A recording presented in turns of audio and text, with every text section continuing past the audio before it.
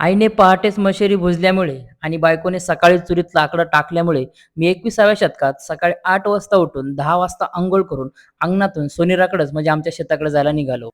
माझ्या आजी-बाबा नेहमी सांगायचे, सकाळी सकाळी कुलदैवतांचं दर्शन घ्यावं, म्हणून मी अंतराने लांबून पण हृदयाने जवळून आमच्या कुलदैवत कळसुबाईचे दर्शन घेतले. आमच्या वाडीचे रंगीबिरंगी चित्र पाहून मी निघालो शाकाहारी आंबे चोरायला. वाडीतून कोणी मला बघत नसल्यामुळे मी फक्त दीडच आंबे चोरले. पावशेर आंबे खायची इच्छा झाल्याने लोक भांडायच्या आत, लोकांनी मला बघायच्या आत, मी इकडे-तिकडे पाहत ज्या आंब्याच्या इथून हळू जांब बघत पुढे निघालो.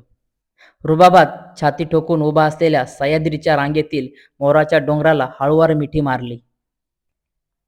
मराठी माणसाने स्वतःचीच जमीन विकल्यामुळे पडवळेवाडी, काननवाडी, मांजरगाव आणि गुजरात यामध्ये 21व्या शतकात 22.5वे युद्ध होईल म्हणून लगेचच सीमारेषा तयार करण्यात आली.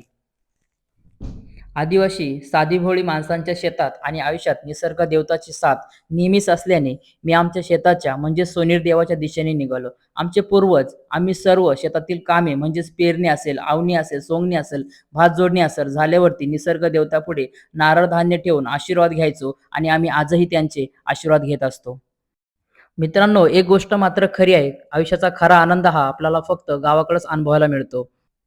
जुन्या वावरातून नवीन वावराकडे जात असताना आजीबाबांचे कष्ट, त्यांची मेहनत व त्यांच्या जुन्या आठवणी लगेचच ताज्या झाल्या. माजी रिटायर्ड मुंबई रेल्वे वर्कशॉप व पटरी रेल्वे मंत्री असे आमचे मोठे बाबा म्हणजेच नामदेव बाबा यांची आदरपूर्वक विचारपूस केली.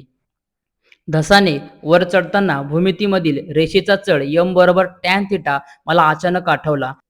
वाकड्या रेषेत चालताना पाण्याच्या संजीवनीच्या शोधात मी पाण्याच्या कॅनसमोर उभा झालो. तितक्यात बाबा म्हटले, काम कर रिकाम टेकड्या, नुसतं हिंडू नको, अशी पालकांना न बोलवता तोंडी सूचना कमी आणि धमकी मला जास्त दिली. आमच्या घराची, गावची शान, उत्तम नेतृत्व, आमच्या गावातील तंटामुक्ती अध्यक्ष आमचे किसन बाबा यांचे बोलणे ऐकून व प्रेमाचा आशीर्वाद घेऊन मी घरी निघालो.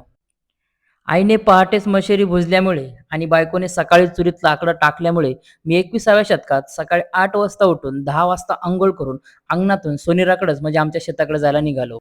माझ्या आजी-बाबा नेहमी सांगायचे, सकाळी सकाळी कुलदैवतांचं दर्शन घ्यावं, म्हणून मी अंतराने लांबून पण हृदयाने जवळून आमच्या कुलदैवत कळसुबाईचे दर्शन घेतले.